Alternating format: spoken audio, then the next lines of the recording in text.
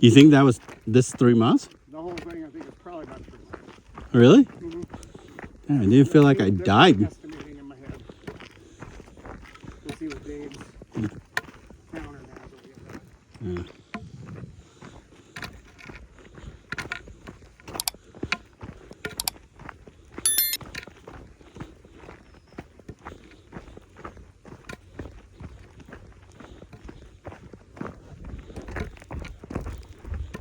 Because remember, the hill coming down is about a mile on its own. Oh, really? No. All that back and forth, it's deceptive. We're in there, that's a mile. Everything else was there.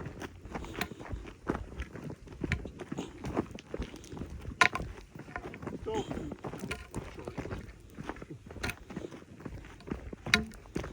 It's predictable. Oh, predictable? I know that well in the time run.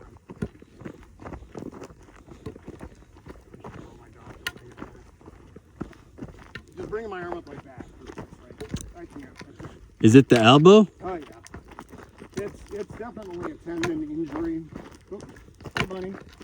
Mm.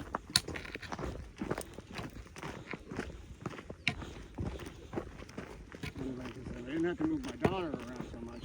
I would care less. Yeah. I can't not be able to manage it now. Now I gotta practice for this show. The audience doesn't care if you have a tendon injury. Yeah, yeah. The audience doesn't care if you didn't get sleep. The audience doesn't care. Put on a good show or you look like a dummy. What you need to do is talk to, what's his name? Keith Richard? What is your secret, sir? Yeah, it's like, most people your age are dead already. Here's the thing, I mean, I eat a lot of babies. Yeah. Lots of them. Babies and crack. Yeah. That guy is still like old as dirt. Yeah, he's been old forever. Yeah. Like since the 80s. Yeah, we were making jokes about him 40 years ago. Yeah. And that still persists. And that guy is still like fucking young women, man. It's like, how? So I thought, Paul McCartney just put an album out. Yeah. And I can say it's his best work, but it is still very good. Yeah. Neil Diamond surprised me. It's an album I didn't know existed. I found it a couple days ago. It came out in 2024. Yeah. Rick Rubin, who's probably my favorite producer in the modern era, and he did a lot. I mean, his production runs from Slayer to Beastie Boys. Oh, really? A lot of other rap stuff. Yeah.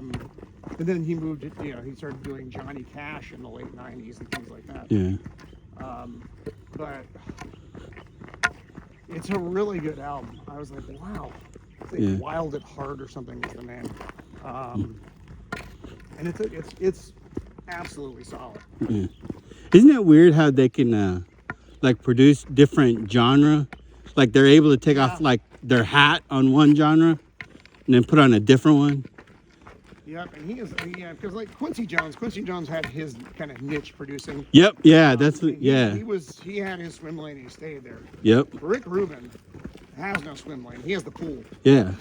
I wonder how he does it. Like, how does he like turn one off and then turn the other one on? You know. I mean, he is not a musician. Yeah. He has no musical skills. What he has is an ear. Yeah. Yeah. And that's how he guides the artist and the production sound. Yep. Because his productions have a very specific sound. Yeah. Whereas a lot of producers like to bury the drums, Rick Rubin doesn't. He likes the drums to be very forward. Oh, Not okay. overpowering forward, but forward. Yeah. Which I'm a big fan of. I love drums. Yeah. I don't understand them. They're like black magic. They're terrifying. Like voodoo. Yeah. But so the Neil Diamond album, I was just like, wow, that's crazy. Barry Manilow, I guess, was playing out here not terribly long ago. Tom was supposed to go to that show, but it got canceled. Yeah.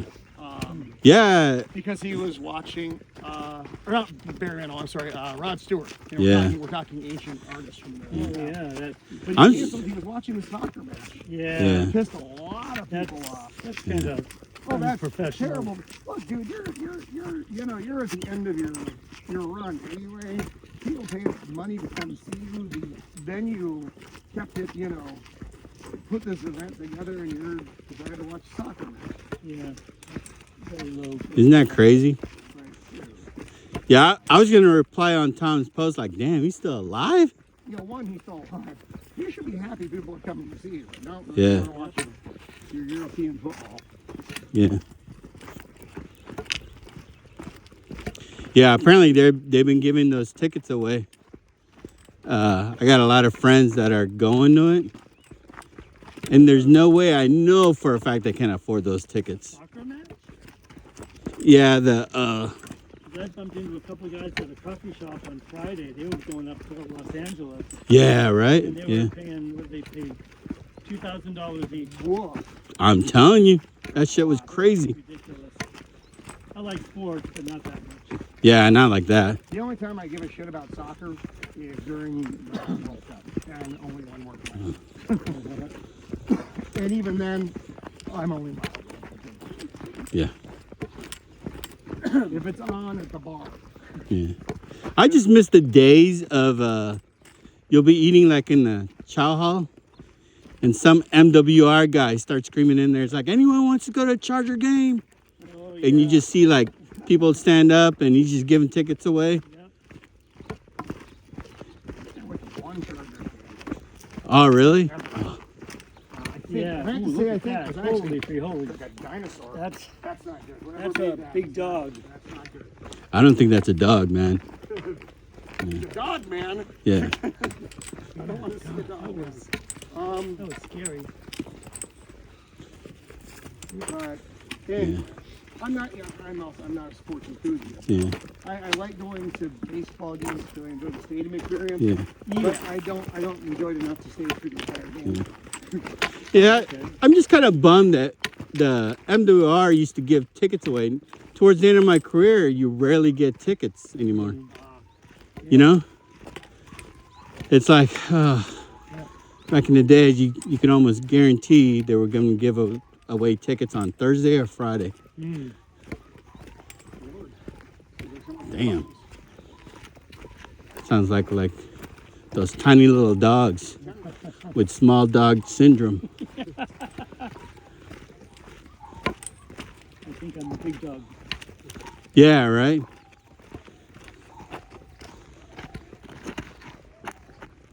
Oh, I got that. Oh, I got it.